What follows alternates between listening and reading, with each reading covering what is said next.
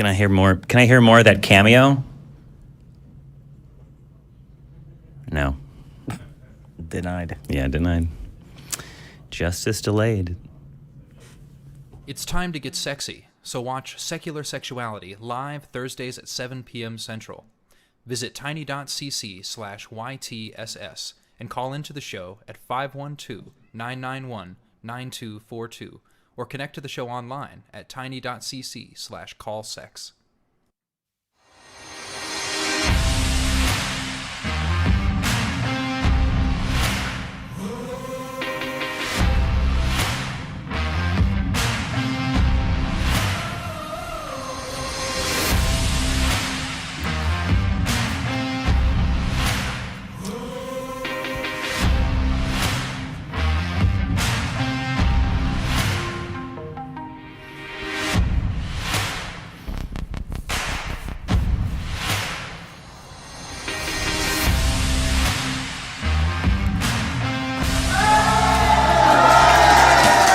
Oh, yeah. There they are, people. There they are. Hello and welcome to Talk Heathen. Today is August 28th, 2022 in the year of our Lord, and I am your host, Johnny P. Angel, and joining me today is my friend and co-host, drinking buddy, student Dr. Ben. How are you feeling this fine Sunday morning? I am pumped to be in the studio. My first time here at the library, and it's a great time. We have a lot of people here, and it's going to be a great show. It better be. It better be. No, this is my first time doing one of the Sunday shows here in the studio. I've been doing it remote since COVID, and it's great to see all these smiling faces, and I hope that we have some really good callers today. If you are interested in calling in today to prove that God exists, or genies are a thing, or that, crystals heal things or something like that, right? You can go ahead and call in. We are a live call-in show. We have open lines, but we have some good callers in the queue right now. So get your calls in at 512-991-9242 or connect to the show online at tiny.cc/callth. And I don't know if you're aware of this, Ben. You haven't been around for very long around here, but Talk Heathen, this show, this one right now, is a product of the Atheist community of Austin, a 501c3 organization dedicated to the promotion of positive atheist culture and the separation of religion and government. And that's under attack these days if you open up a newspaper or even turn on your phone. Some ways that you can support Talk Heathen and the Atheist experience. I have a list of them. If you'd like to hear, I'll read them off. I'd love to hear it. All right. Well, you can support us on Patreon at tiny.cc/PatreonTH. You can like the video below and subscribe to the channel. Enable notifications, comment below on your favorite caller. Try to steelman the callers who call today. That might be a good time. You can become a channel member by clicking join below the video, and you'll get custom chat emotes, which I hear is a thing that people like, and you will help perpetuate the mission of Talk Heathen and the Atheist community of Austin. Below the live chat, we have a fundraiser, as always, and 100% of the proceeds go directly to the ACA. YouTube does not wet its beak one bit, but enough of all that. I think we ought to take a call, and you agree? I agree. Let's do, you said you wanted... Well, we're still waiting on that one. I'll tell you what. Let's go to this caller right here, a theist caller by the name of Jasmine. She, her, located to the north in Canada. And the question is, should doctors be required to use the preferred pronouns of their patients? You are on the air with student Dr. Ben and Johnny P. How are you doing? Good, thank you, and thank you for having me. So there is actually a specific case I want to discuss. I know your audience probably hasn't heard, but there's a UK doctor by the name of Dr. Macaret, I believe, and he's he refused to use the proper pronouns for, I guess, one of his patients, and has suffered job loss and has going through the UK courts. And he's very much sticking to his guns, saying Genesis 1:27. I don't know the exact quote. It's like God created him and her, she and male and female, this kind of thing. Sure. And they're still currently fighting it, and that's the case I'd like to discuss. Okay. Ben? Yeah, this is an interesting issue. So can I ask what position do you take on this? Do you think that this doctor is correct, or do you disagree with them? Oh, no, very, very, very incorrect. Okay, because that's... But I think people think he would have a case. Some people think he has a case. Right, so I do not think that he would have a case because, I mean, pronouns, going along with your name, it's something that you really choose for yourself or your parents choose for you. And it's kind of, if you took someone's name and let's say someone was seeing me as their physician and they said, my name is Stephen, and I decided I'm going to call you Daniel. Even if I want to call them Daniel, their name is Stephen. So, and that's not something that I have control over. And I think it's a bit silly that a physician would be willing to compromise that doctor-patient relationship and, the rapport that you have to build with your patients as their physician and just say, yeah, no, I want to be difficult and argue with you about your name and your pronouns when really that's not the focus at all of this relationship. So, I mean, honestly, if I had a physician that refused to use my correct pronouns, I mean, I don't think I want them as my doctor. So, I mean, but I don't know much about the legal side of this, but as the medical side, I think that's my take on it. But Johnny might have more of a legal perspective on it. Yeah, I guess requirement suggests, well, there's several requirements. There's, I guess, a moral requirement. There's probably an economic requirement if this doctor wants to remain in business and wants to be open to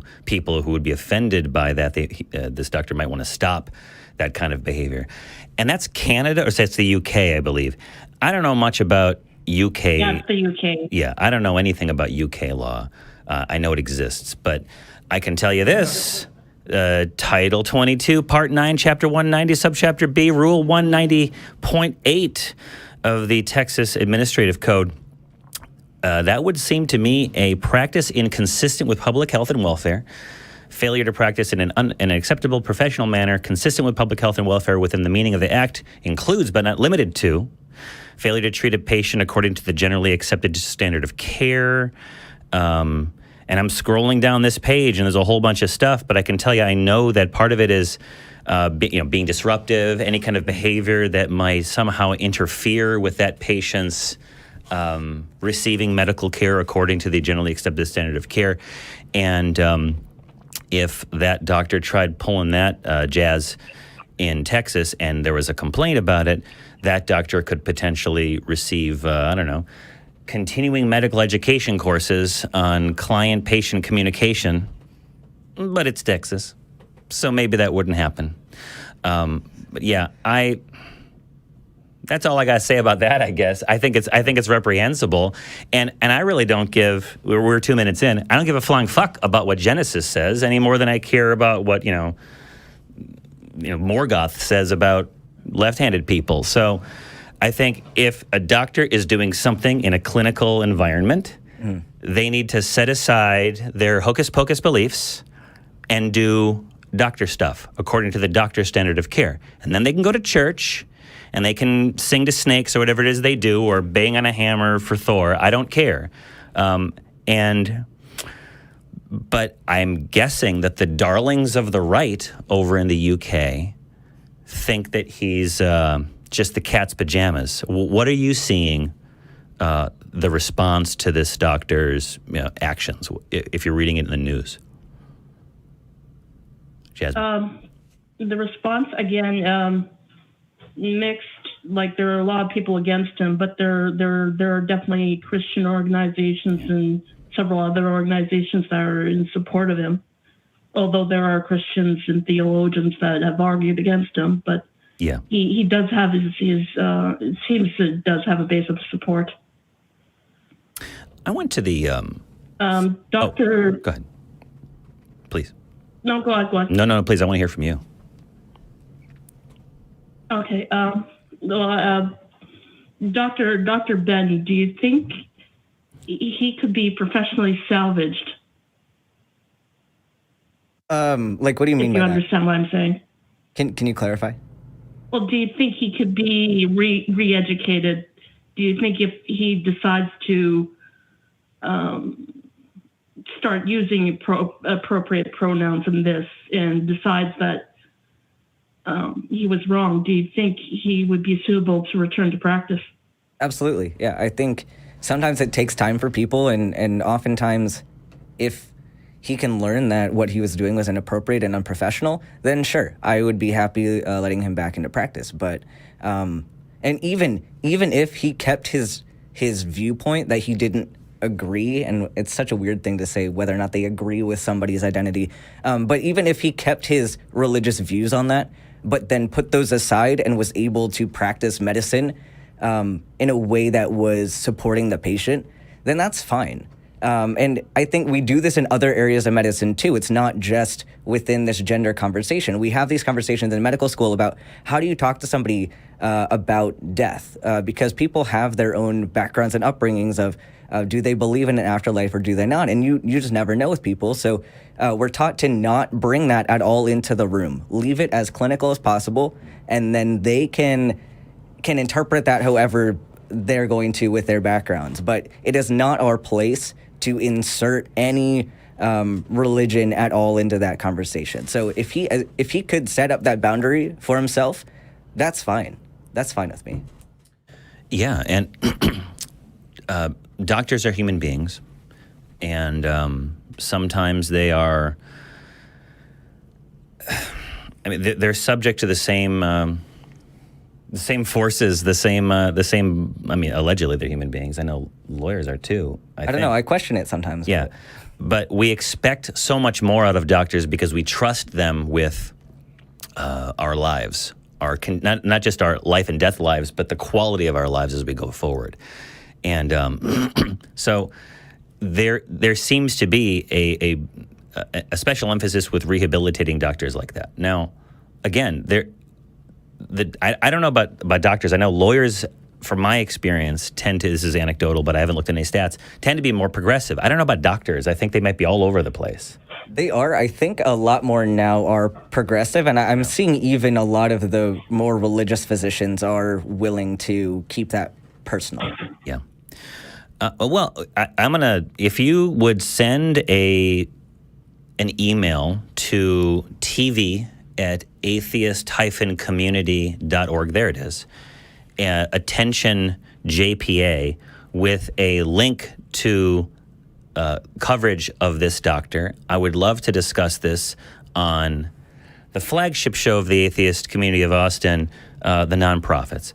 So I know that's the kind of stuff that we look into, and I think our panel, whoever it might be that week, would have a lot of interesting things to say. And I do thank you for calling in.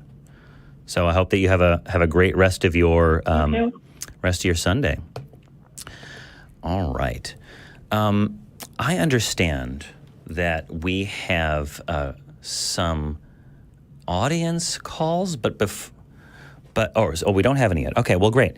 So I want to talk about what you can do to support the ACA, because it's right here in my notes. If you shop on Amazon, should you choose to do that, you can support the ACA at no additional cost to you.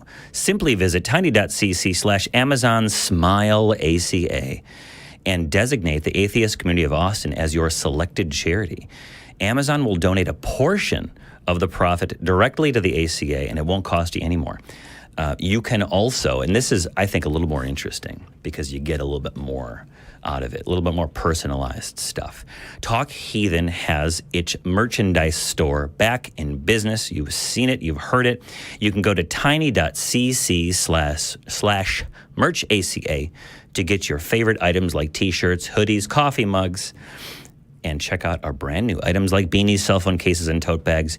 We even now feature a special limited edition item each month. Be sure to check that out at the store and all the stores of the other shows. And I would be remiss if I didn't mention that we have a channel that hoses them down. It hoses them into your ears, carefully if you're driving, houses all of the shows of the ACA in audio podcast form. You don't need to see our mugs. You can go to tiny.cc/AEN podcast and go ahead and listen there.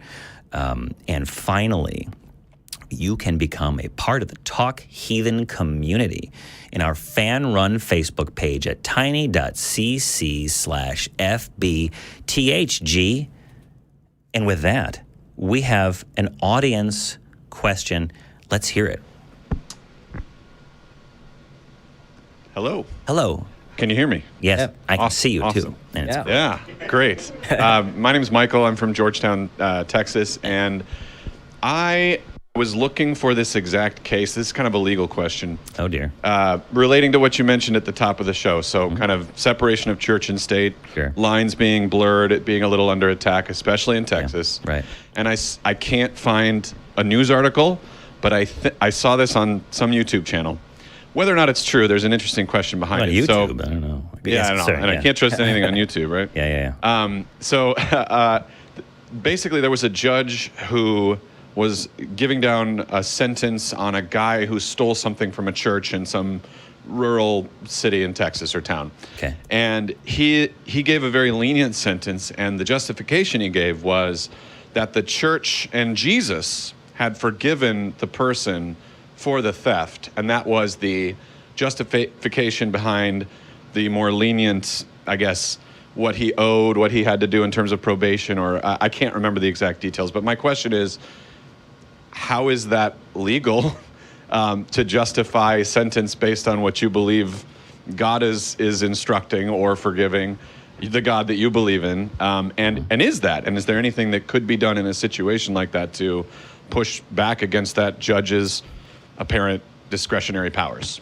You know, I'd suspect that it's not legal per se, but who would be the one who would bring that judge into conformity? It would probably be, I don't know, I don't do criminal law. I haven't in a long time, at least. So the person who was sentenced isn't going to do anything about it, right? Of course, yeah. And so it would have to be somebody who has standing to intervene. So it would probably be a governmental entity. And then, Texas? yeah, that might be an AG or a DA in that particular jurisdiction. And then judges have incredible amounts of immunity. Right. I have some experience in that field where they can kind of do anything in the capacity of a judge.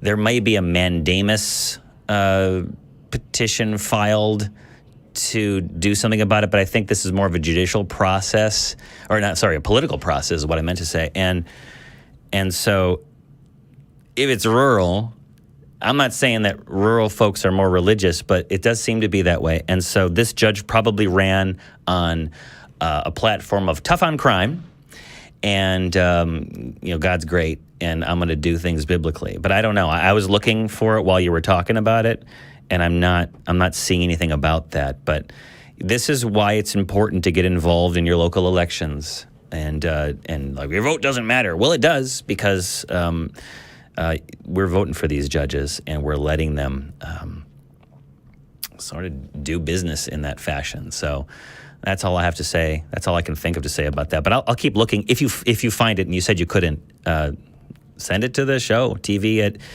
at atheist-community.org. I'd like to talk about that on the nonprofits.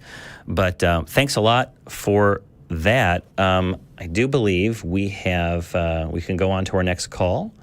Ben, you want to do that? Yeah, absolutely. Right. Let's do it. Well, we've got a plethora, verily a plethora of good calls, and I'm gonna go ahead and let's talk to Rick, another Canadian, believe it or not.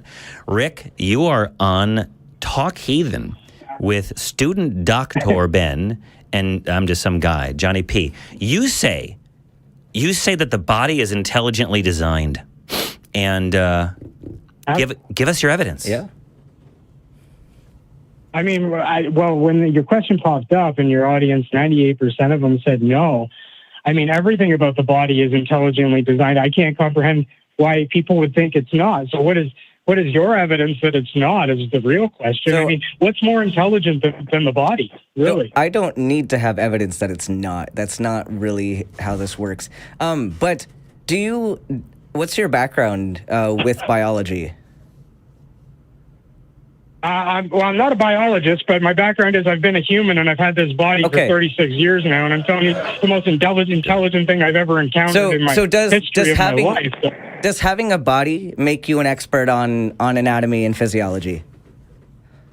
On my body, absolutely, yeah. Okay, so if I ask you, I see my body get yeah. So if I asked you what's going on right now in your kidneys, how you're maintaining your hydration levels and your acid-base balance, could you tell me about that?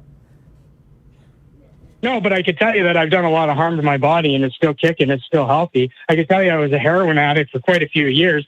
Did you know that if you inject heroin, no matter how many veins you collapse, new ones keep appearing to reroute your blood? Angiogenesis is a thing. All right. So we're going on a lot of different things, but do you really think that just by having a body that you now can determine everything that's going on with it? Do you think that you understand the body to such an extent that you, I don't know, how, I kind of want to know, how do you think the kidneys work?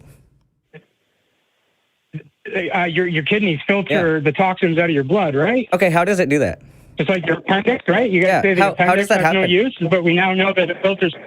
Yeah, how does it happen? How does it filter? Tell me. So this is an argument from authority, right? You're asking me if the body is intelligently... No, because it's not an argument from authority, because I'm just asking you if you know the mechanism. So you don't need to have a medical degree to understand the mechanism of how the kidneys work, right? I muted you, Rick. Not because I don't want to hear you, but I'm just going to tell you, slow your roll. We're not going to shove you off the show because we're disagreeing. We just want to make sure that we're having a conversation. And I can feel your dander on the back of your neck standing up.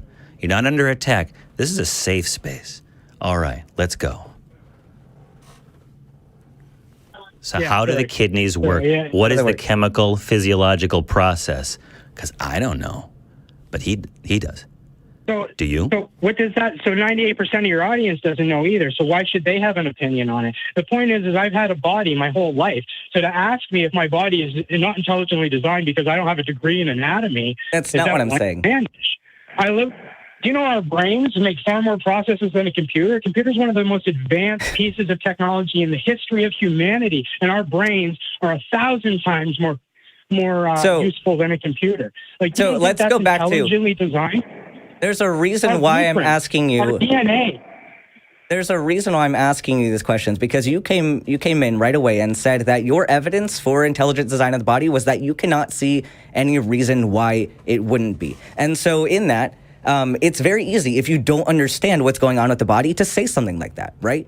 But as someone, I've studied the body, and I'm not saying that because I have a medical degree that I know this. The work that I've done for this medical degree is a contributing factor to why I know. But you can be a layman and you can read up on the studies about how we know the kidneys function the way they do. So it's not an argument from authority, but the problem is you can't say that I just don't know of any reason why it wouldn't be, and then use that as an excuse when you could read up on this stuff and find out that, all of these processes require physical things to happen. It's not some magic in the body that just does things.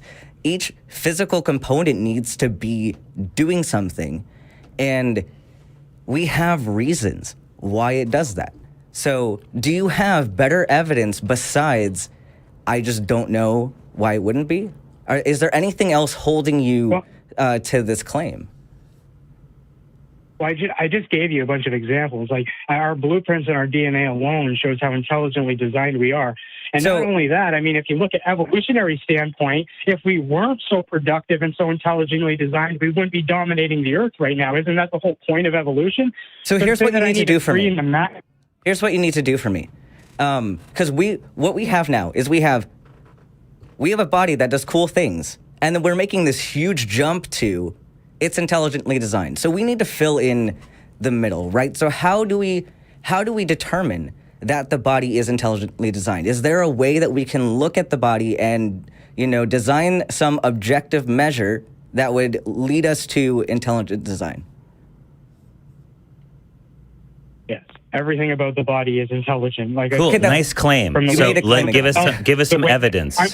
I'm going on. I'm explaining it. So from the way that our brain processes things to the way our body heals the things, to the way that our digits give us the ability to use technology in such a way, to the ability to communicate with each other, to make such advancements like we have in history.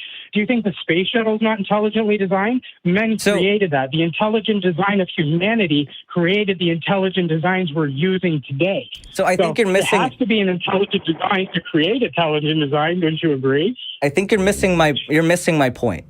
So I understand your point. You keep going back how the kidneys work, and I'm not a biologist. No, that's not right. I'm giving you reasons for why the body is intelligently designed, and you keep saying I'm not a biologist. Why don't you just argue what I'm saying instead of answer my questions? Disprove me. No, answer my questions, because there's a reason that we're going down this track. I told you you've established that you have a body. Cool. My point is, how do I know that this body and the fact that it does cool things does not necessitate intelligent design? You have to make that leap somehow. Flying to the stars. So, but how? Flying to the stars is not a cool thing. Okay, the fact that we can build these things shows how intelligent design we are. How do we know that? Our brains are like computers. Our bodies heal themselves. Okay, our body does things that we can't comprehend the technology. So it's an argument from incredulity? Is that what it is? You don't understand how... No, it's an argument for I'm muting you now, Rick, because you're talking over old Johnny P. And I let you rant about how totally intelligently designed we are and look at the trees and stuff. Look, we have bodies, they heal, it's complicated systems. There's a whole bunch of garbage in the body, too, that like barely works. And we're asking, Ben's not saying, do you have a history in biology or physiology or anything like that? Because Ben's going to say, well, you don't have a PhD in how the elbow works, therefore you don't know how an elbow works. He's just asking you because he wants to gauge how sophisticated your knowledge of physiology is, okay? And Ben's not arguing that we don't have a body that heals and the brain that, sparks thoughts and all that stuff. That's all true. But you're leaping to, well, it has to have been intelligently designed, implied it had to be intelligently designed by some super being, right? And now you have to prove that this super being exists. So I tell you what, we're at loggerheads on that one. Why don't you go ahead and give us your best evidence for the existence of a super being, Rick? Okay, thank you. You're welcome. First of all, the question was, is the body intelligently designed? It didn't ask if a creator intelligently designed it. So my argument is not a creator, though I believe that. Cool. That's not my argument. My argument is absolutely, whether it's evolution or a creator, the body is one of the most intelligently designed things in the history of humanity. By whom? Rick, by whom? Who's the intelligent designer? If it's not God. Okay, prove that God exists. We're waiting for you. We got a whole crowd full of people that are waiting for it, too. Exists? You could convert tens of thousands of people right now. Ask God, your intelligent designer God to give you the magic words to convince us that God exists. And you'll get straight ticket, 72 virgins. You're ready to go. Give it. What do you got? Okay. All right. I don't want 72 virgins, but okay. So, for instance, right, the biologist is there, right? So, biologists, what do we need to clone people? What is required to make a clone of a human if we were to use it from a human? What do we need? That's a complicated question. We need stem cells, right? It's a component. We need stem cells. Where do you find stem cells? In bone marrow. Where do you find bone marrow? In several different bones. What's one of the only productive bones that you can live without that has bone marrow in it? What is it? I really do not like the fact that I'm being interrogated on my own show. It's a rip. It's all right. What did they take from Adam? Where are you going with this? What did they take? Where are you going with this? Are you trying Where to I'm sound going smart? Is that in order to make a clone of a human, you need stem cells. In order to get stem cells, you need bone marrow. In order to get bone marrow, you need a bone. And the only bone you can live without productively is a rib. How ironic that Adam had a rib taken from him. And we now know that if you take a rib out in certain circumstances, it'll grow back. Well, so you're making so this argument right here is just like see, I'm drawing a circle because what you need to do here for this is you take the stem cells from a part of a human, which then came from a human that you can then use to make humans. So we're going in this circle, and I don't know what you're proving with this. I'm proving that the Bible shows exactly the only way that we can take stem cells from a human to create a clone of a human or to heal humans. The only way to do it is the exact way that God did it. And he could have said he took a toe. Here's my question. Why did God take a toe? So your book told you that God did this way. Is it possible? Yeah. Is it possible that this happens to be a coincidence that we see in reality, and then that observed phenomenon was then written down in a book and someone wrote an origin story for it? Is that a possibility? Sure, I can acknowledge that, but can you acknowledge it as a possibility that God told them what to write? It's a possibility, right? But how do you? You're not willing to admit that. No, I just said it's a possibility. I don't even know if a God is possible. Rick. I don't know if a God is possible. I respect that. Yeah, so I can't say it's a possibility that what you said happened. Rick, why do you believe in God? Don't tell me it's because of the intelligently designed. What's that nerve that goes down and comes back up that everyone's making fun of theists for? The vagus nerve. The larynx box. There you go. We don't understand what that nerve is for, right? So to say that it's useless is really not a good. I don't think anyone's saying it's useless. It's not useless. It's not useless. Rick, slow down. Well, to wrap around the artery of the heart. I mean, it's not a useless nerve. It's one of the most important nerves for respiratory function. I use it on a daily basis. The recurrent laryngeal nerve is a branch of the vagus. So, yeah, no, it's incredibly important. That's a whole different discussion. But, Rick, but really what we're asking for is why do you believe that a God exists? And is it because you believe that the body is intelligently designed? It seems kind of like circular, but what convinced you? Were you raised? What's your particular flavor of Christianity? Because I know we got a call here saying that you don't think Christian nationalism is bad. So that tells me you're some sort of white Christian fundamentalist person. So what was your particular church called? Was it non-denominational? I didn't have a church. If you want to know how I was converted, that's what you're asking. Yeah. Like I said, I was a heroin addict. Okay. I climbed through my family and massacred my entire family. And when I was left at the end of the road with all this hate and evil in my heart, I opened up the Bible. I couldn't understand a word of it from the King James. I prayed to God, I've never read a book in my life. I have a grade 8 education. I did that. I opened the books, made sense to me. I spent weeks reading the gospel. I cried like a baby. I went on to get a degree in social work. I went on to change my life. Okay. Why? I did it for God, right? So whether God is real or not, he changes lives and makes lives better. You know how many people in prison he has changed? You know how many if God is real or not, he changes people's lives. So if he doesn't exist, absolutely, he changes people's lives. Absolutely, changes people's lives. So the story of God changes people's lives, or a non-existent being changes people's lives? The words of Jesus Christ, the Savior Lord, Savior Lord, lives, because absolutely only Jesus can do this. Okay, so you read the Bible. So you read the Bible, Rick. I think we're going far afield. I'm muting you again.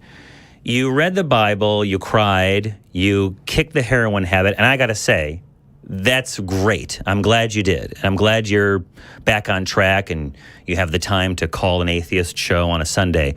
But what did you read in the Bible that convinced you? Because, you know, I've read it a few times. Fun fact, I learned to read by reading the Bible. And the Begats are a really fun place to teach your kids how to pronounce syllables and stuff like that, because it's like a game. But what in the Bible, what were some of the things that convinced you? Because maybe if we rephrase it and give it to us now, we might be convinced. And it sounds snarky, but maybe there's something that's in there that would convince us? You're going to be unmuted, so give us your top reason why you believe that God exists, and then we're going to move on. I mean, I skipped the begats, to be fair. Yeah. But I started in Matthew. And honestly, I mean, the words of Jesus changed me. Like he says, if you're my disciple, show love for one another. That's how people will know you're my disciple. He says, love each other as I have loved you. Yeah. And Jesus Christ died for us. He tells us all to die for others. If that is not compelling evidence to live your life in a better way, I don't know what is, and that will only come from a God. Well, that's just one of many. Rick, I appreciate it. I think I was looking for something a little more substantial. I do appreciate you calling in. I hope you'll call in the next time I'm on, because I'd love to continue this conversation. But we're on every single dingle week on Sunday at 1 p.m., so please call back another time.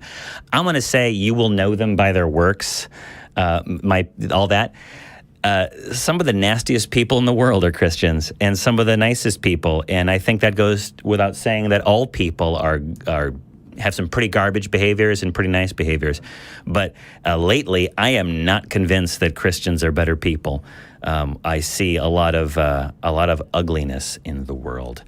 But what about the audience? I want to hear if anyone in the audience heard anything that resonated with their experience, that may have anything that Rick say convince you. Any thoughts? Anyone want to raise your hand and share some thoughts? Got a lot of mutterings, but we got a microphone out there. Anybody? I think we got some. Yep. Come on over here.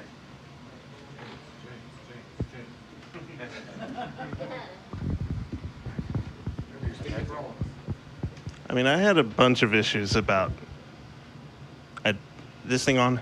Yeah, okay. Yeah, I hear you. Okay, good. I had a bunch of issues about the very beginning with our bodies are designed intelligently. That last word, intelligently. Yep. I have to wear medical equipment on my face. Yeah. It doesn't completely correct everything either. I still can't see red versus green. Me too. Not to mention the back pain, the knee pain. Yeah. But maybe that's part of God's plan, because that knee pain, that weakness in the knees that you're experiencing, is going to bring you down on your knees. It's going to make you sit down on your knees and humble yourself before your Creator, who all He wants is for you to know Him and love Him and to submit to His will. Well, not His will through a bunch of confidence men who are asking for your money. But it's all right. So I'm not convinced. I'm sorry. And your glasses, well, that's just God implanted in the mind of man. And I'm going to say man, not human. Man. Because God wanted to connect us, show us that we need each other to succeed and to bring forth the glory of God's power. Not too much. Don't build a tower. That's unacceptable. You can do an International Space Station, but no tower. And yeah, any thoughts? See, and I'm not an engineer by any means, but if you really want to talk about the human body and how it is an engineer's nightmare, like the levers involved in the human body. I took a kinesiology class and we calculated like the physics of the human body and why we get injuries.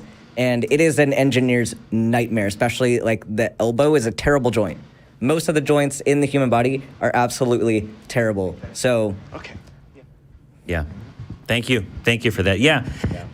It wears out. We had a caller a couple of times. Maybe you saw those episodes where he was saying he can't trust his brain. Do you remember that, audience? He's like, I can't trust the body. I can't trust the brain. And he was on about that. He called a bunch of times. I don't know where he's at. Hey, if you're watching the show, I don't remember your name, but did appreciate your questions. And it'd be great if you would call when Ben's here on the line. But I tell you what, we've got a lot of shows here at the Atheist community of Austin.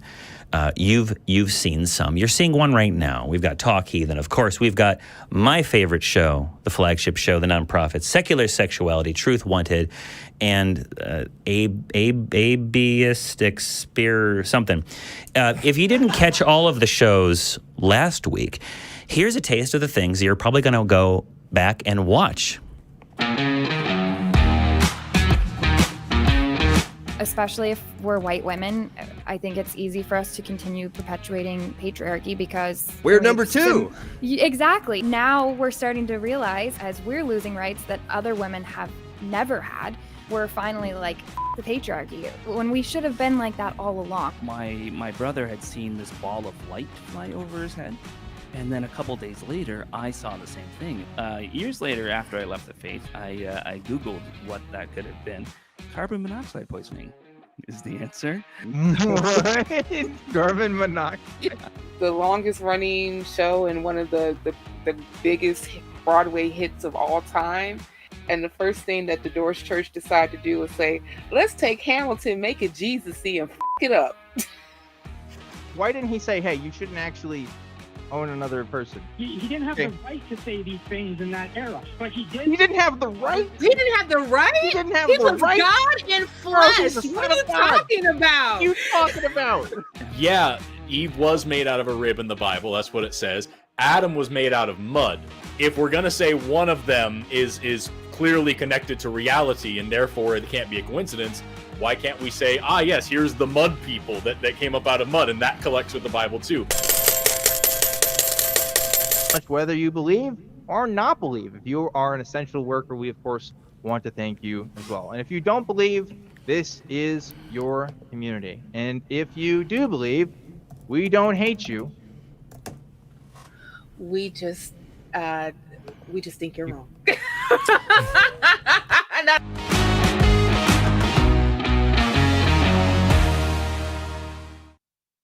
All right, and we're back.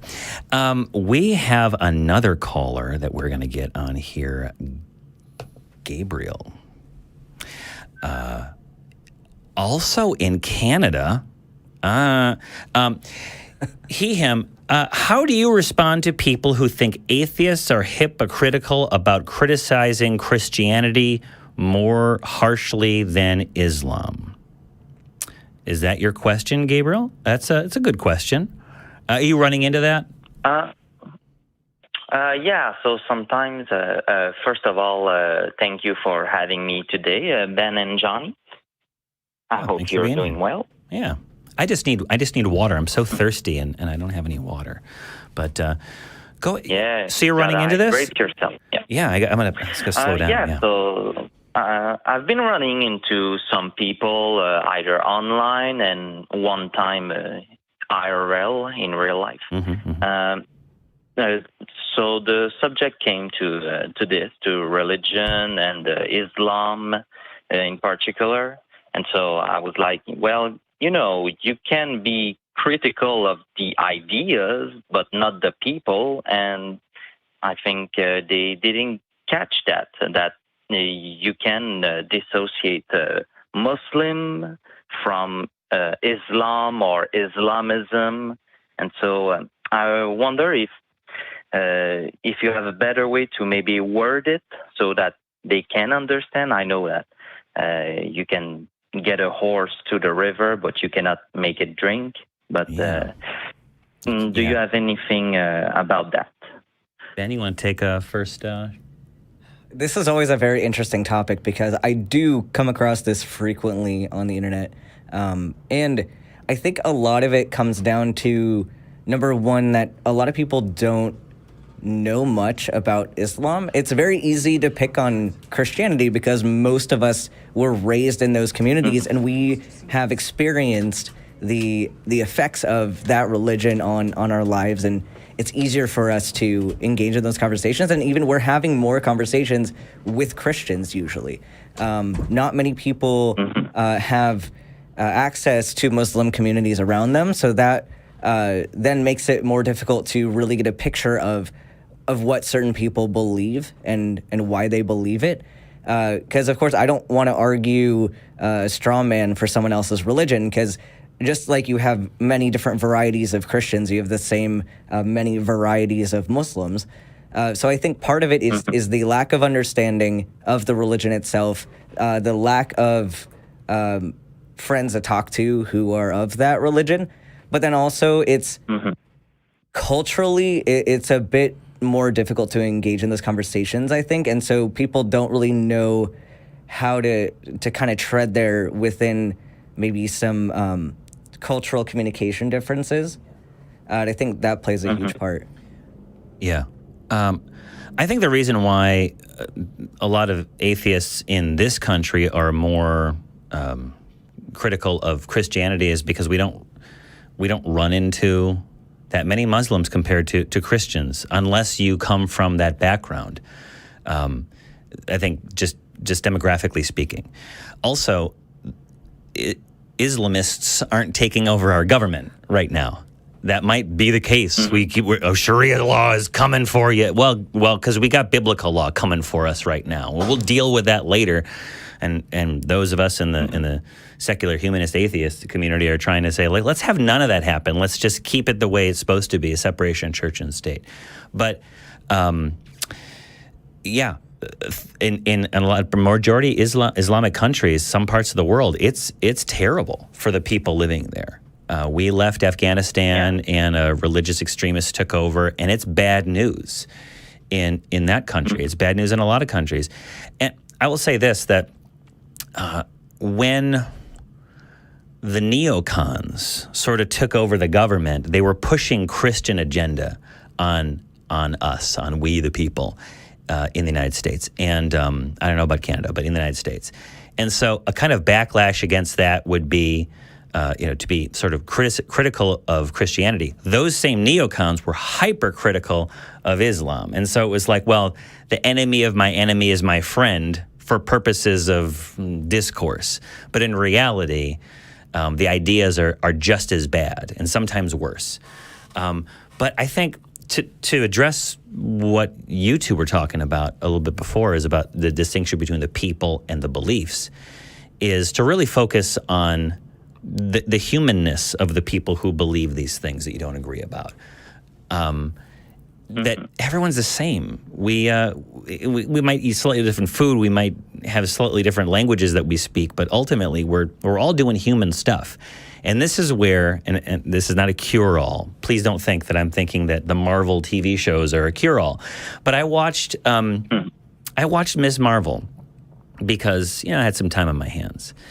And I really liked seeing the family, the young coming of age story of a young girl who gets some powers, and she's in, I guess, New York, and she's dealing with a mom that's protective, a dad that's protective. They've got special kinds of food that they eat that's different from the food that I eat. They wear different clothes. They have different celebrations. A brother's a little bit more religious, but he's going through the same rite. He's getting married. He's going through all this stuff. That's humanness. And when you realize that the people that, like the brother in that story, I'm not going to spoil anything. The brother in that story, he's like a super Muhammad head, right? And he's studying it. He's big on the law, but he's a big brother, right? And you realize, okay, there's a different flavor, but these are the same concerns that people have. So you could flip it and say, you hate the sin, love the sinner when it comes to religion. I don't like the religion, but the people are all right. I just wish they'd stop acting like assholes. And you could cast a wider net and say, I don't like any religion. But it doesn't mean I don't like people. I'm a humanist. I like humans. And I want to try to help them become as human as they can. Thoughts, Gabriel? Mm-hmm. Yes, I think you managed to word it the way I couldn't. Thank you for that. Well, thank you. Thank you for calling in. All right. Well, we're going to let you go, and we're going to, I think it's time for our top 5 patrons. You think that's right? I think it is that time. I think it's that time. And I am going to go ahead and wait till I get those top 5 patrons because I don't see them. So instead of doing that, let's take a call from, this is a follow-up call from Rao. Oh, I'm going to need that mouse back right now. Thank you. All right, Rao, he, him in Wyoming. And Rao, I remember this call. He said, RAO. RAO. You remember the call, but you forgot the name. Look, I'm just reading what's in front of me, Ron Burgundy style, okay? Oh. It says, Johnny asked me to find an experiment verifying simulation theory, and RAO thinks that he figured it out. Go ahead, lay it on me. What is it? Well, I actually think it's really convenient that I just got my phone turned back on yesterday, and we got student Dr. Ben in the house to kind of come at the medical side from a spot where I'm going to be a dumbass and have some more professionalism going on there. God is great. But I was trying to figure out an experiment that didn't involve perfect spheres and vacuum moving at the speed of light. And what I figured out was I think there might be some connection to fibromyalgia and the simulation hypothesis. I'm very curious right now. You're talking Ben's. Okay, You're talking Ben's magic stuff here. As far as we can tell, fibromyalgia is pain without a source. Is that fairly accurate? It's very complicated because we know a little bit about fibromyalgia, but we don't know a lot. It's continually being studied, and we do know that it's related to, obviously, it's neuropathic pain. It used to be a diagnosis of exclusion, but now it's odd because you have certain criteria of pain in at least 14 places, but you also still have to rule out everything else first. So it's still a diagnosis of exclusion, but we know more than we did know about it. We know certain things that help it now, which is kind of helping us figure out the mechanism. But I don't know if we can... I know that was what it was called, like that it was pain without a source. I don't know if that's still accurate. Right, and like I said, I've got a very loose understanding of it, so that's why I want to come to you with questions when I don't understand something instead of making an assertion and making just an ass of me instead of assuming something. But my thought was, because I was experiencing something that I would think would be close to fibromyalgia, but I'm broke and I live in America, so I can't see a doctor about it.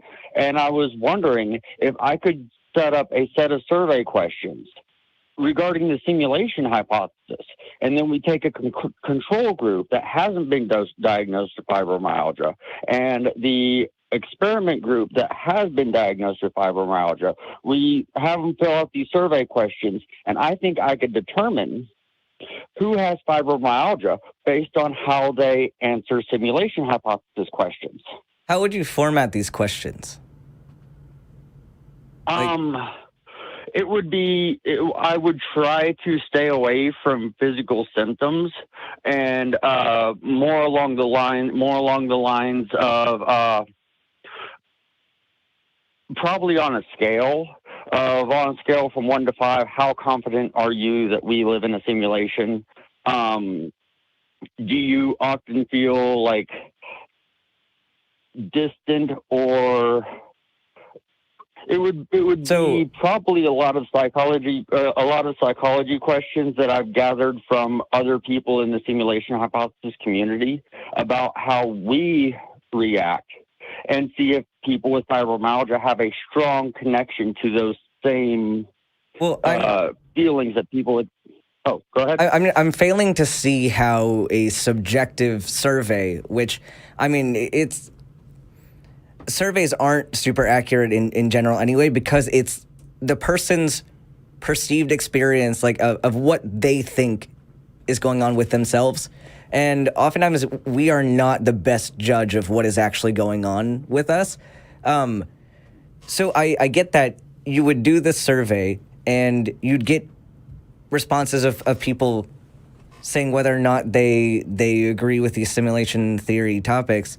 But how would that prove a connection? Because you can, like, especially if you're suggesting to somebody that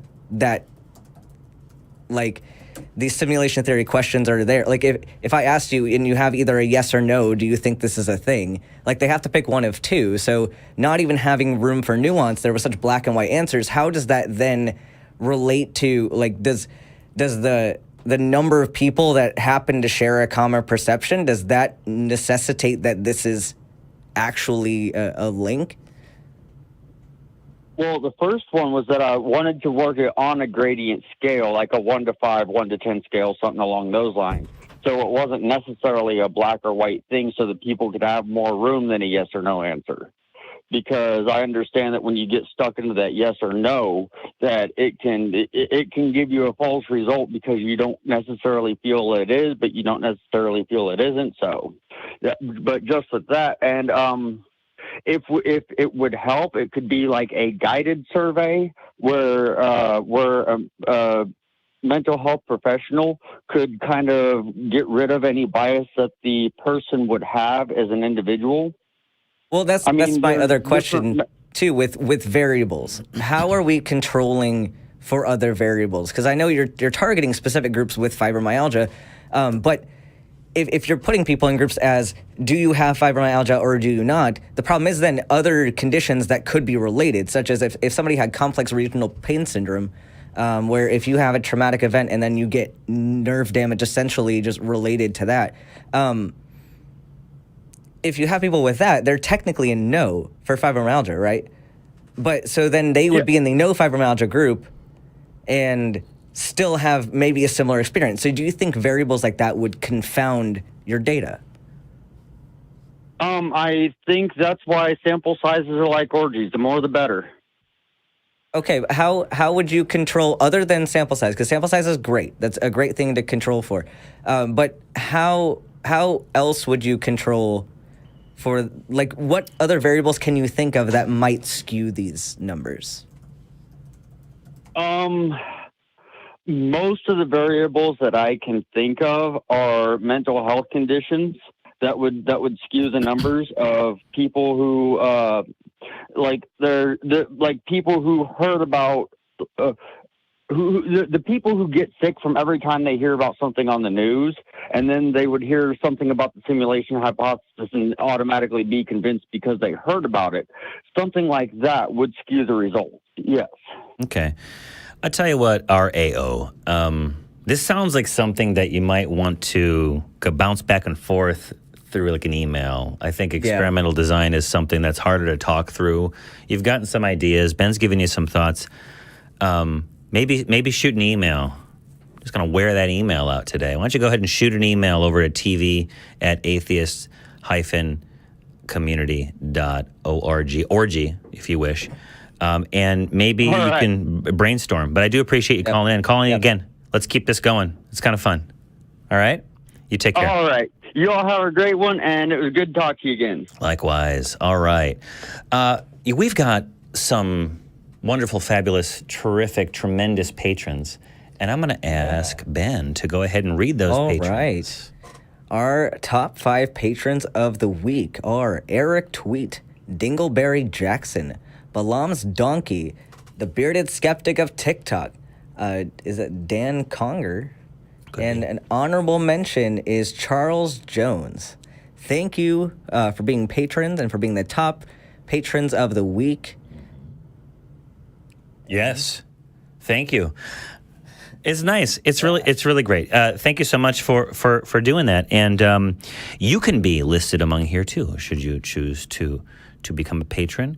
I believe that we have the Patreon link right there somewhere on the show. Someone might show it on the bottom lower third. But until that happens, we're going to move on to Catherine. She, her, Western USA. That's a lot of ground. And the question here is, what are your thoughts about volunteering with an organization that is theistic if the mission is still worthy? Catherine, you're on the air with student Dr. Ben and Johnny P. What are your thoughts? I want to hear your thoughts, and I'll share mine. Okay, thank you. Thank you very much for taking my call. Yeah, I'm from the Midwestern United States, Southwestern United States, but I recently moved to a new city, right before COVID to take a new job. And so I never really got a chance to build a community here. So now that COVID is lifting, I wanted to get involved in some volunteer work. I thought that was a good way to meet like-minded people. Yeah. I am an atheist. I found an organization that works with young people who have been rescued from sex trafficking. This is something I care about really passionately. Yeah. And so I went to, they had a meeting, kind of, a general meeting to introduce their organization. I went to it. I was really impressed. But then I started doing some research on them, looking at their website and things like that. And I realized more and more that they come from a very evangelical Christian point of view. And that has me concerned. Yeah. One of the things that they list is that they say one of the most, quote unquote, most effective tools they have is they go around to areas of this city where prostitution is happening and they pray. I thought I would rather go to those areas and hand out sandwiches, that's what, to try to build some trust amongst the sex workers. But, so, this, as I said, this is a cause that I really believe in strongly. I'm just going back and forth on whether or not this is the organization for me. Is it the only organization in town that's doing this kind of work? As far as I could tell, yeah. Okay. It's not that big of a city. Does this organization, besides going there and praying, does this organization provide meaningful, tangible services or resources? Yes. Okay. Yes, as far as I can tell, again, doing the research that I've done, they are providing, they're providing housing, they're providing mental health support, they're providing healing, they're providing job training, they're doing good stuff. Yeah. I have to confess, and I have seen no evidence of this. I don't want to insult them, but I am concerned. Is there any slut shaming going on? Oh yeah. In what they're doing? Yeah. Yeah. And so as I said, I'm trying to do some research before I get involved. What if you? I keep going back and forth. Yeah, no. They're not going to probably share the extent. If they're one of these preachy talky places where they lay the Jesus on the people, they're probably not going to highlight that. They're going to talk about all the good they do to be as appealing as possible. It might be beneficial to go down there if it's safe to do so. I'd imagine it would be, but I don't know. Yeah. And just watch what they're doing, because giving people housing is great. It should be provided through our tax. Our taxes is supposed to B-2 bombers or whatever. No offense, who Army Ben over here, but it's not. And so charitable organizations do exist, and people need help. And so the fact that there's housing for these folks doesn't mean that it's good housing. It doesn't mean that they're not being inundated with religious propaganda. I knew someone a long time ago who had a really good time at a concert and ended up getting pregnant, and then ended up getting kicked out of the house by her loving parents for getting pregnant. Yeah. And then was homeless, and then went to an organization, maybe like the one you're describing, to live in a home. And this home they provided food and training and job, potential job services and stuff like that. And also a flood of propaganda, religious stuff. This guy that she hooked up with was a no-goodnik, if I may call him that. And it was the best thing that came out of him was that night. And ever since then, he was a toxic, poisonous person in her life. Yet that group wanted her to get married and recommit herself in a biblical fashion to this jackass. Oh, God. Yeah. And encouraged that. And so she tried dating him, and it got bad, and got a restraining order and all kinds of problems. So you're only going to see that, I think, if you've got your boots on the ground and you're able to see that stuff. So, but generally speaking, there's a lot of organizations that do fantastic work, and I guess it's the nature of the religious group, I would think. Some people just want to help people out, and they do it because they're inspired by supernatural beliefs, but I think they really do it out of a sense of shared humanity. And whether they keep that superstition or whatever inside of them or outside, I just want to see what they're doing. And so that's my thought. Ben? Yeah, I mean, I don't have a whole lot to add with that. I agree with a lot of what Johnny had said. Like, if there is a way for you to talk with the people that are being, I guess, ministered to by these people and see really what's going on. Because you can have, I mean, if they're doing some good things and they're mostly staying secular and the prayer and stuff is more behind the scenes thing, like that might not be a deal breaker for you, but I know if they're going out and evangelizing a lot to these people and pushing their propaganda, that I could see you maybe not wanting to go that route. But it's gonna be up to you. Like, what's the deal breaker for you to feel okay with working with the organization? Catherine, if you feel safe, if this is something you want to do, I do recommend doing some reconnaissance work on this one. Go down there and see about it. Take some notes, and then call back and share it with us because we want to know. Yeah. And if they're a good organization, maybe we can talk about who they are. If they're a bad organization, we want to let everybody know. But call back and share it. And if you don't feel confident, you don't want to share that information, maybe it'll out you, whoever you are. Go ahead and send us an email over at tv@atheist-community.org. Okay, but thank you so much for calling. You know what? We had quite a time yesterday, Ben. Did we not? We did. It was a great time. Yeah.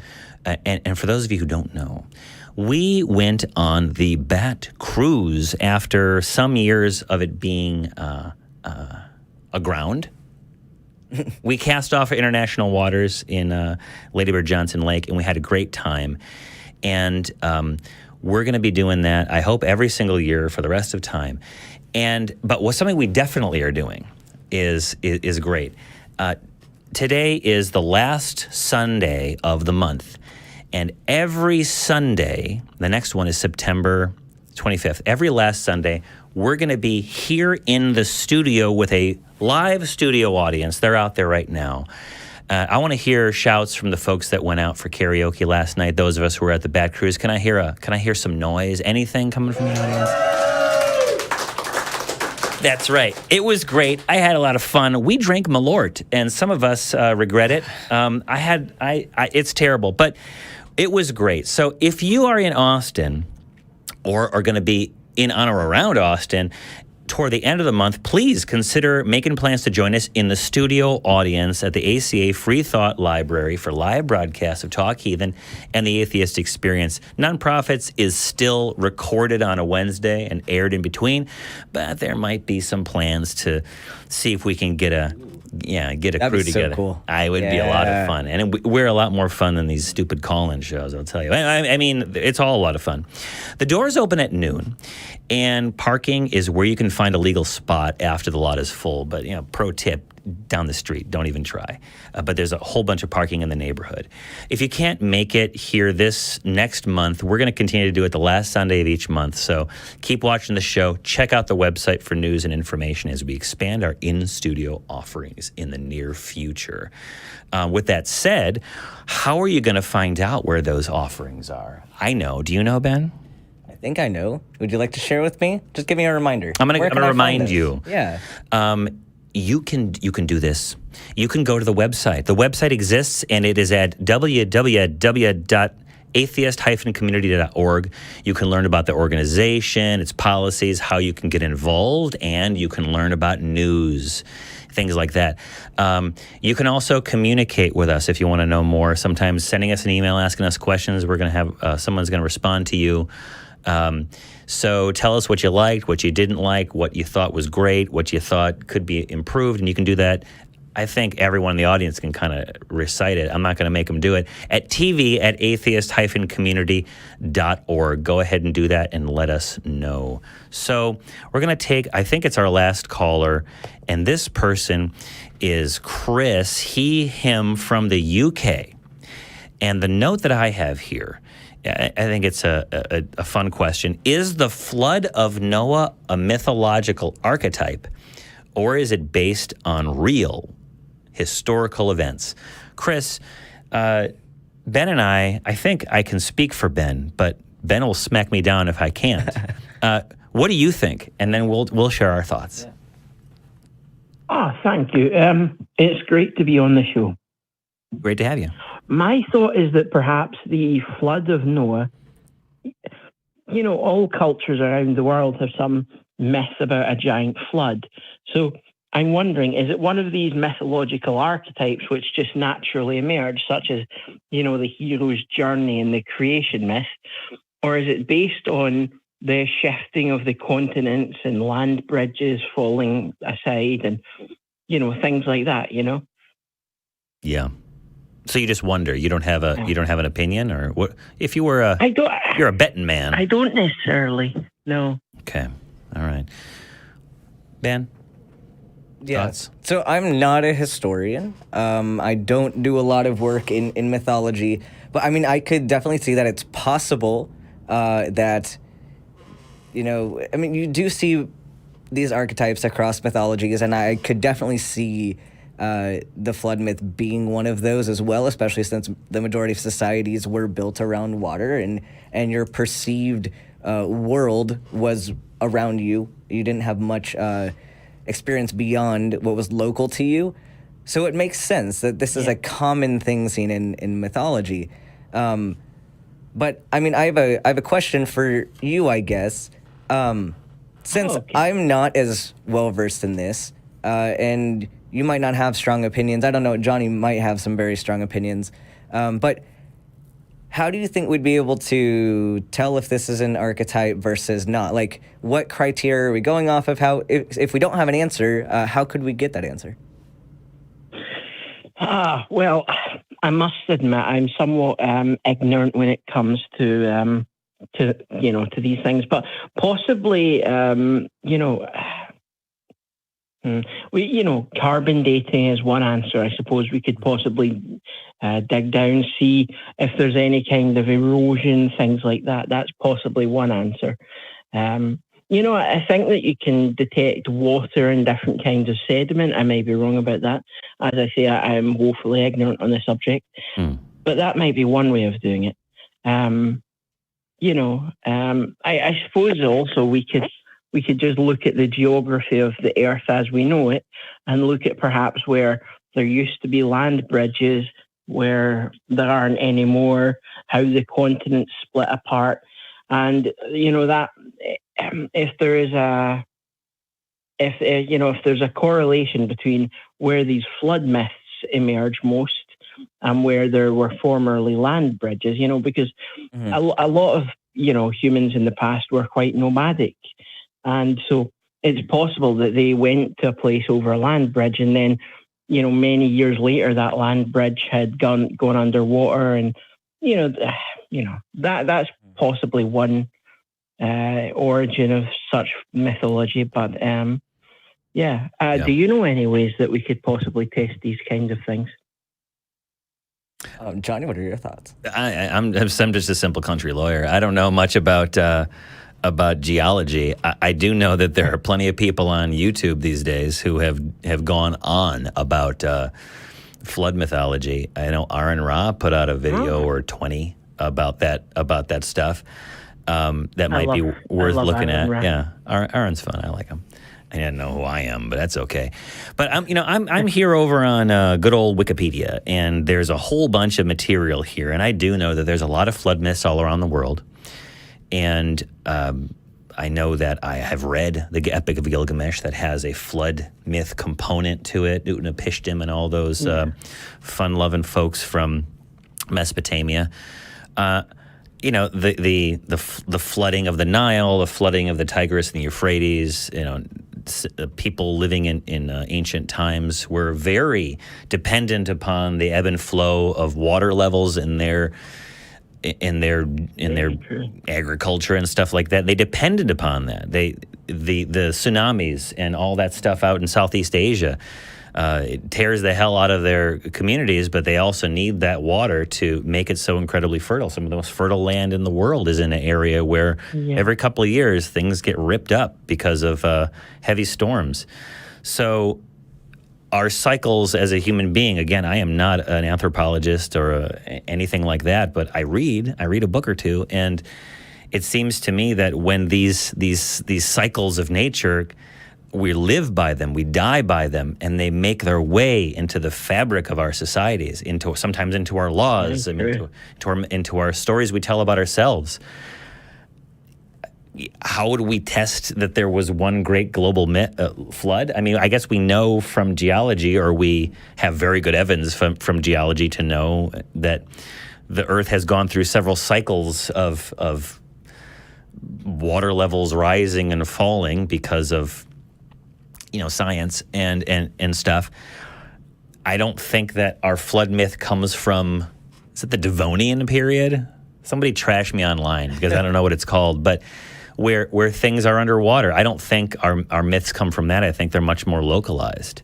And that was my question, I guess, for you, Chris, is that when we're talking about this question, are you wondering if if there are components of the myth that are true? Are you talking global evidence, or maybe if there are pockets of evidence that this was a local flood one place and then another local flood another place? Is the sum of that evidence something that you're looking for? Or what scale does your question fall under? Even if there wasn't a global flood, and I do find it slightly tricky to believe that there was a flood that engulfed the entire Earth. But even if there was a smaller scale, water level rising, possibly after the last ice age, because often what happens, is that the clouds, snow falls from the clouds, and that becomes hard, and that becomes glaciers. And, when these glaciers eventually melt, and it does take them a very long time to melt, that essentially becomes water. And so that's possibly a cause of sea levels rising. And so even if there wasn't a global flood, it's possible that, ancient people mistook land bridges disappearing, or falling under the water, or the ocean levels rising, and they mistook that as a flood. Or, that's possibly where some of their fears about floods came from. It's possible. I don't have a whole lot to disagree with there. Right. But again, how would we test that's the case? I mean, we can have this idea floating on in our head that that's a possibility of where these flood myths come from, but we can't ask them. Those people didn't leave records, not written records at least.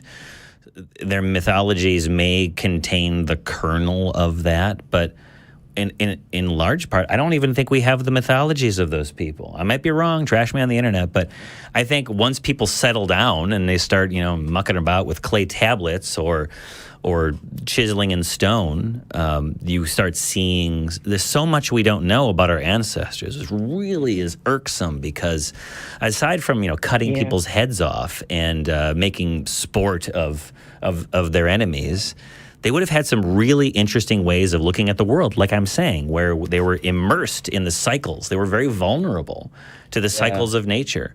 Yeah. And that, I think that carries over to this day. We have biological things that we are limited by, we have to deal with, but we've in many instances, I mean, aside from the poor people who get their homes trashed in like Malaysia and those places because of typhoons, we're kind of in this country.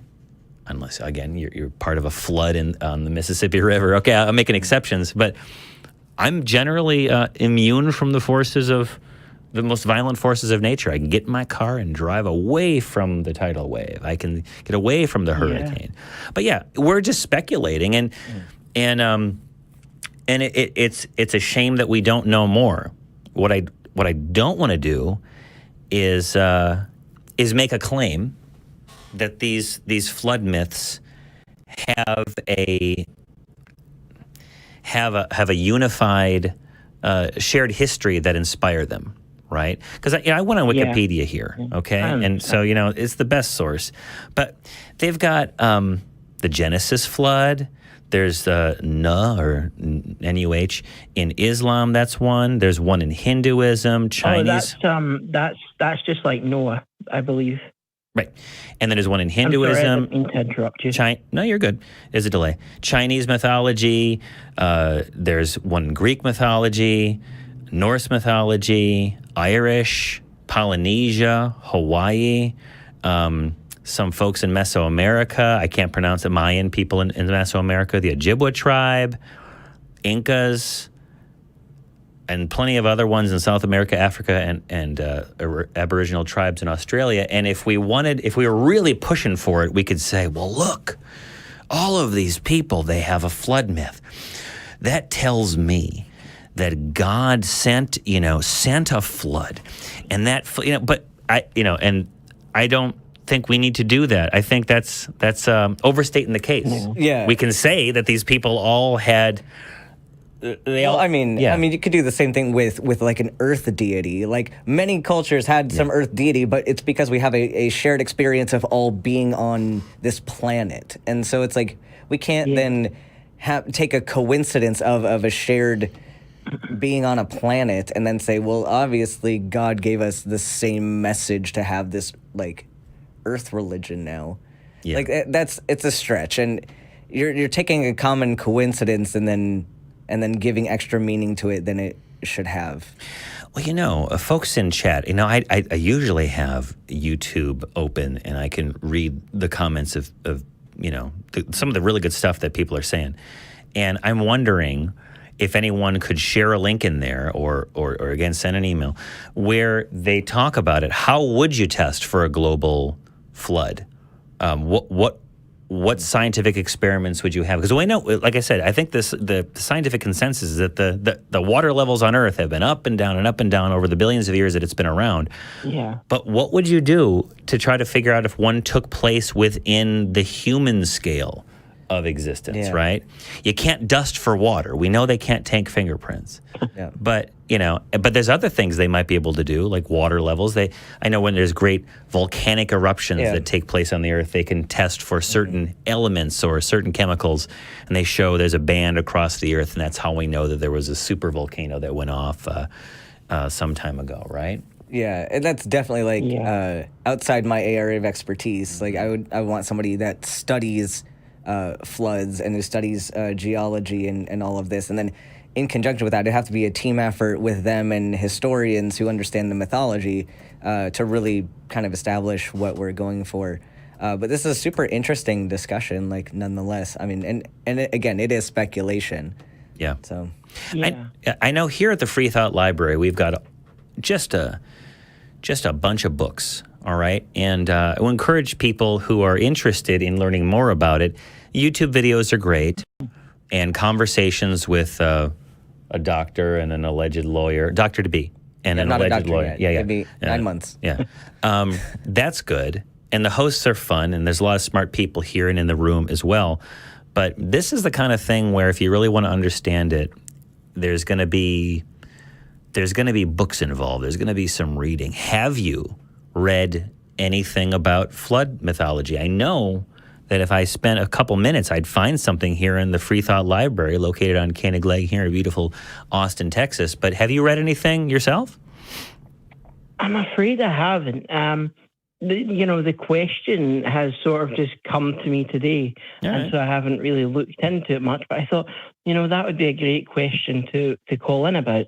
And please don't be, in any way worried about not knowing about geology or the subject matter necessarily, because I myself, I'm woefully ignorant on science, although I am trying to learn. But at the end of the day, all of our knowledge pales in comparison to the knowledge out there. So, I really appreciate you having this chat with me.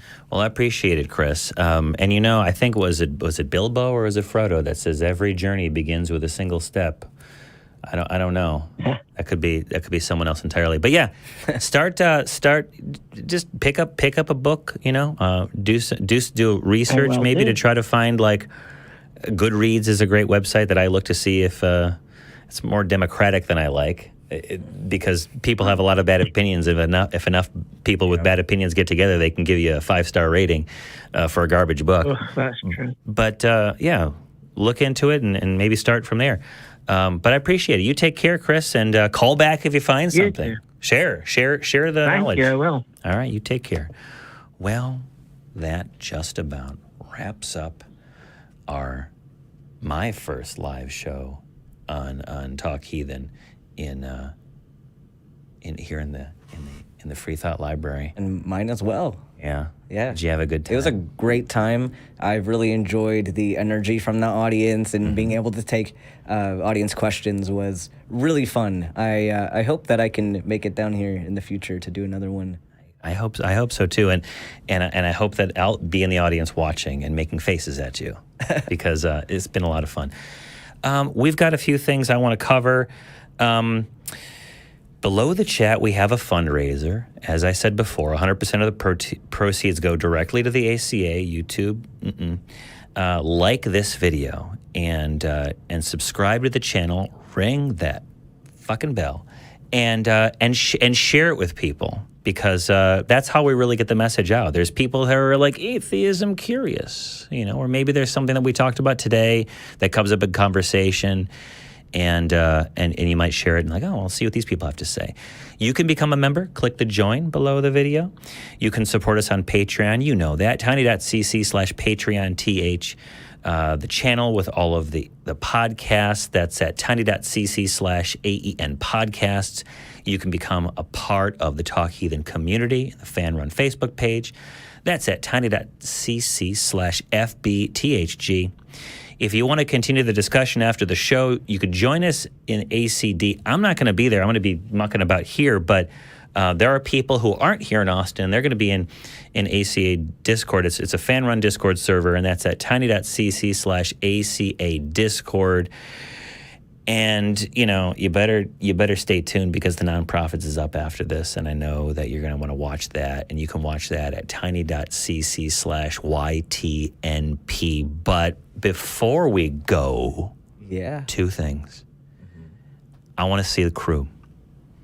They're right over there. We've got Secularity over there. We got a bunch of... There's a masked man. Let's hear it for him. Let's hear it for the crew. It's fun to be here with them, and they're gonna give me so much hassle, because that's what they do. But now they're gonna do it in person. Yeah. And you know what? Not just the crew, but there's a room. There's multiple rooms. There's this front room and there's a side room, and God help the people outside right now in Texas. There's probably people outside right now. Can we see the audience? There's some people now. These people came from parts unknown to come see us here, and we're gonna be chatting after the show. And so if you want to be part of that audience, please come down. Remember, the end of September, we'll be here every single month, September, October, November, until they won't let us back in the building because we're having too much fun. Ben, would you like to cast some love rings? I'd love to. There they are. They're out there.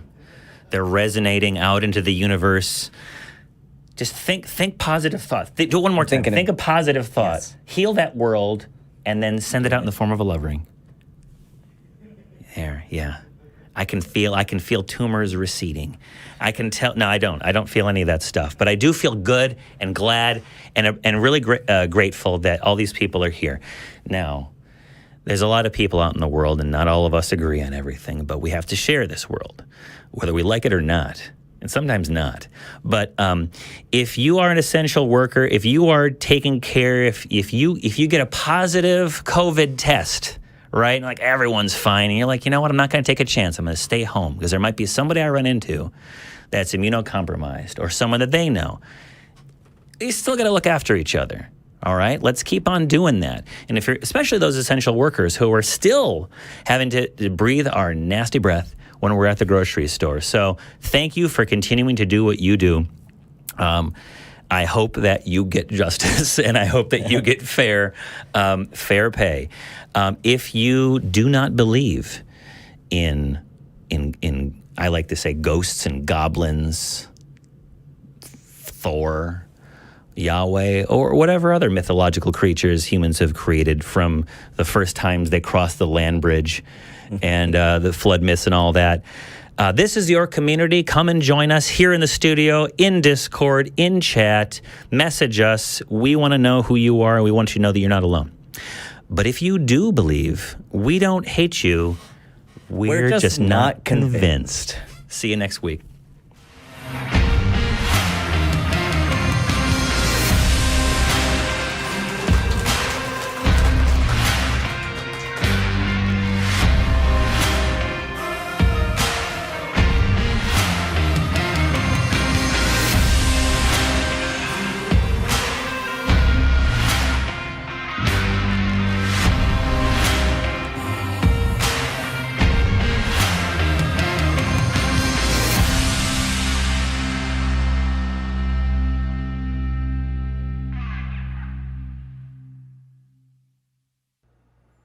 We want the truth, so watch Truth Wanted live Friday at 7 p.m. Central. Visit tiny.cc/YTTW and call into the show at 512-991-9242 or connect to the show online at tiny.cc/calltw.